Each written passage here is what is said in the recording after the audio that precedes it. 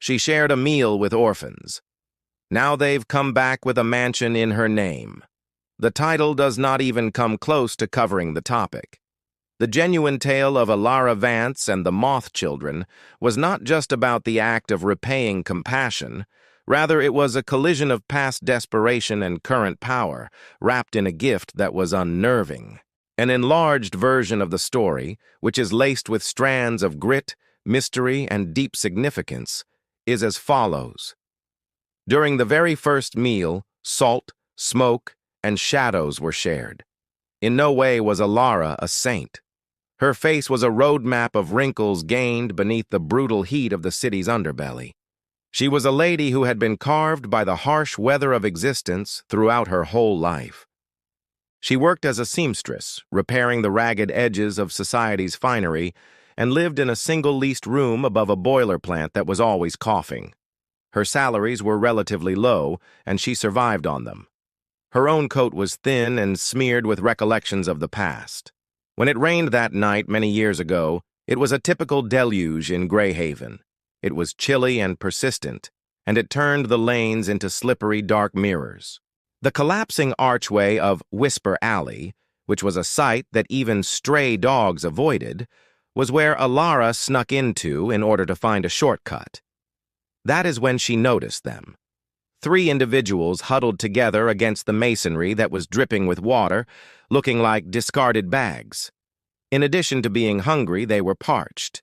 Eyes that were hollow, features that were smeared, and a strong shaking. One was a female with matted hair that looked like crow feathers. Another was a guy with sharp cheekbones that seemed to be ready to penetrate his flesh, and a third was a tiny girl who curled protectively over nothing. They did not ask for anything. All of them were waiting. As to what, Elara was unable to speculate, at the very least for the rain to cease falling or for something far more serious. In an instant, the weight of her own meal, which consisted of a little loaf of bread from the previous day and a slice of hard cheese wrapped in wax paper, became apparent in her pocket. Her preparations had been meticulous. It will be breakfast tomorrow. Logic yelled at her to go with her life. However, a more profound and more enduring pain, the specter of her own hunger from childhood, arose. She knelt down without uttering a single word, oblivious to the moisture that was leaking through her tattered skirt. After slicing the bread into rough thirds, she put the cheese next to it on a stone surface that was somewhat dry. Rather of showing optimism, the youngsters trembled, their eyes widening with distrust. They were used to being kicked, not being nice. Elara said, "Salt and smoke," in a voice that was harsh due to the dust from the plant. Better shared. In spite of the fact that it was a pointless consolation, the ancient Greyhaven phrase was what shattered the stillness. First, the youngster with the sharp-cheeked grin went swiftly and grabbed a part of the food. "Be alert," the girl trailed behind. Elara's gentle prodding of the last piece towards them was the only thing that caused the tiniest one to uncurl.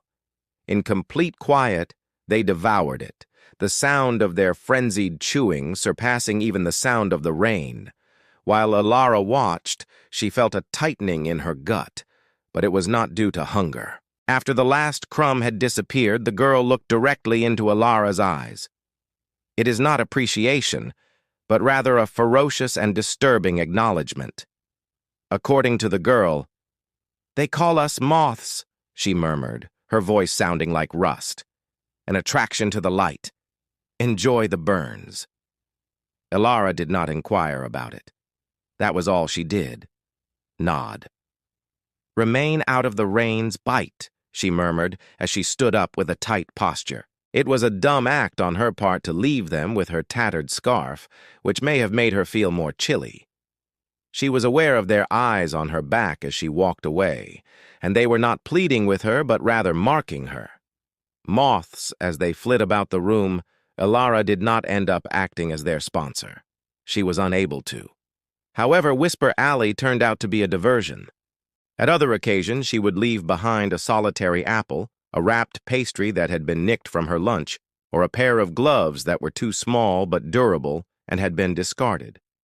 Never once did she linger. All three of the moths, Silas, the bright lad, Lark, the girl with the crow's hair, and Wren, the little quiet one, were phantoms.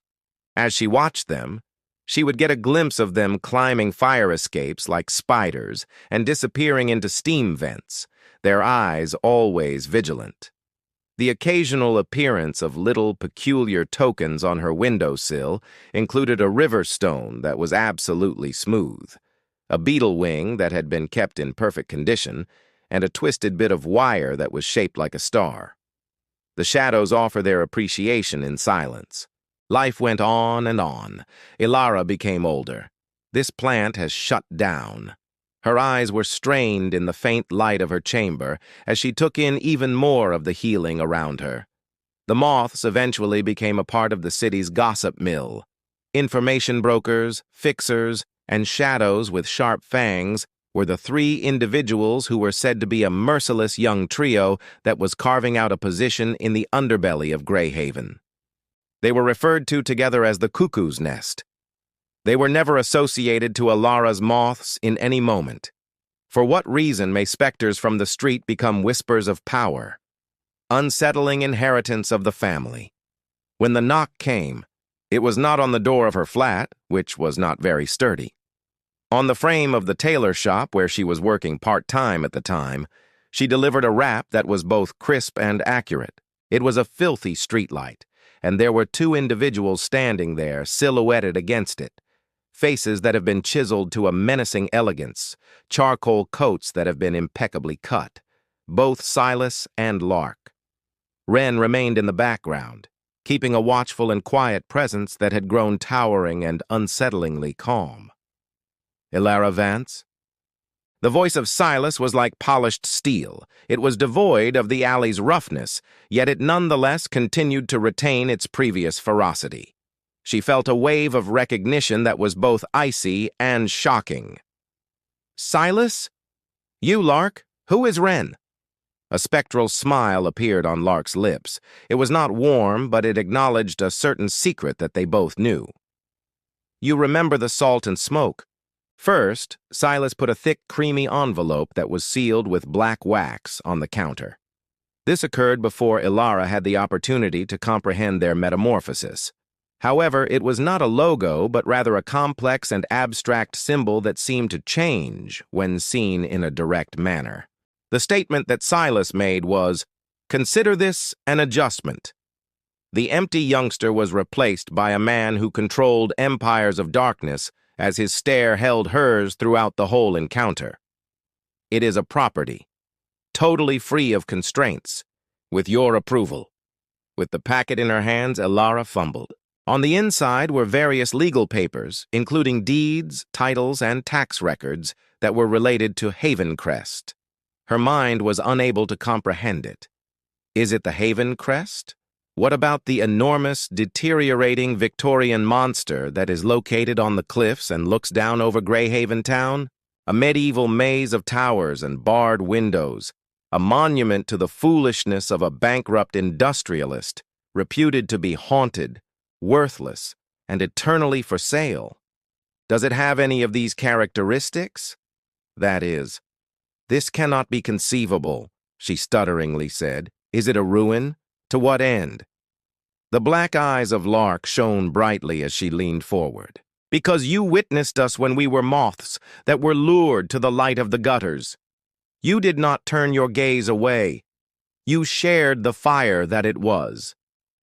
Her tone was lowered, and it was infused with an anachronistic, terrifying practicality. And Haven Crest is no longer a ruin, the speaker said. It was reconditioned by us. Think of it like the wings of a moth that have become powerful. The hefty iron key was passed over the counter by Wren, who remained as quiet as ever. Aside from being frigid and magnificent, it was older than the city itself. Is Haven Crest a sanctuary, or a gilded cage instead? Elara, who was filled with a sick curiosity and a sense of incredulity, boarded a rattling tram and traveled to the bluffs. Her breath was taken away by the sight. In addition to being renovated, Haven Crest underwent a complete transformation. The deteriorating wood was replaced with ebony that had been polished to a high sheen. Copper, which was sleek and contemporary and glistened like fire, was used to crown the towers. After being boarded up, the enormous windows now reflected the gray sky like obsidian that had been polished. The combination of Gothic grandeur and razor-sharp modernism was not only overwhelming but also oddly alive. It was a remarkable combination. On the magnificent gates made of wrought iron, which had just been painted, there was a plaque that said, "Havencrest, Legacy of Elara Vance." What was even more incredible was the inside. Exquisitely crafted, yet not extravagant in the sense of being ostentatious. Luminous, concealed lights provided illumination for expansive areas.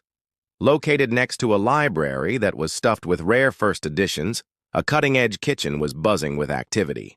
Her tattered scarf, which had been meticulously cleaned and conserved, was situated in a glass case in the great hall, where it was illuminated as if it were a holy relic.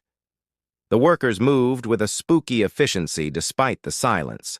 In spite of the wonder, a sense of dread was there. She received notes that were not written, yet they were obviously from her moths. "The garden on the east wing has roses. I had the impression that you would like them. This is S. Every book on botany that has been published in the last half-century is housed in the library. Only once did you bring it up." Letter L. Suddenly, a little wooden moth that had been meticulously crafted appeared on her pillow. It is W. Absolute, overpowering, and subtly domineering was the way they expressed their thanks. They had not only provided her with a home, rather they had constructed a monument to her one act of goodness, a golden cage that was woven from their responsibility and their own terrible will toward her. It was whispered to her that the cuckoo's nest had bought Havencrest via a series of brutally sophisticated manipulations, therefore causing a rival syndicate that had desired the property to go bankrupt. The house was more than simply a present, it was also a declaration, a marker of territory, and a weapon that was controlled in her name. She had been inextricably linked to their shadow realm at this point. The genuine restitution. A legacy of complicated light. Currently, Elara Vance, the seamstress who worked at the boiler plant, resided in the home that was the subject of the most conversation in Greyhaven. But her inheritance had a double-edged consequence. Despite the fact that they were now strong and deadly figures, the moths considered her to be their moral anchor and the custodian of the light that had not burnt them. They had no expectations, but they did assume everything. The security, wealth, and stifling love that they bestowed upon her was overwhelming. It turned out that the home was both her refuge and her burden. She was either their beneficiary or their figurehead without their knowledge. The combination of salt and smoke that was present in a dreary alley had kicked off a chain reaction that ultimately resulted in this uncomfortable and inconceivable reality. She was forced to face the deep and scary implications of a simple act of generosity that was given in the dark, since the orphans had not only returned with a house, but they had also returned with the capacity to transform her world. They had provided her with everything, with the exception of the straightforward anonymity that she had experienced in her previous, challenging existence. The narrative did not revolve on a reward. Rather, it was about a debt that was made in desperation and paid in power, as well as the scary and magnificent intricacy of a legacy that was established on a single meal that was shared. Elara was permanently in the center of the moth's stronghold, and they wondered if she was the keeper of the light or merely its most treasured hostage. The moths had finally realized that they had discovered their flame, and they had constructed an entire fortress to commemorate it. It was simply the beginning of the game, as Silas would have understood it.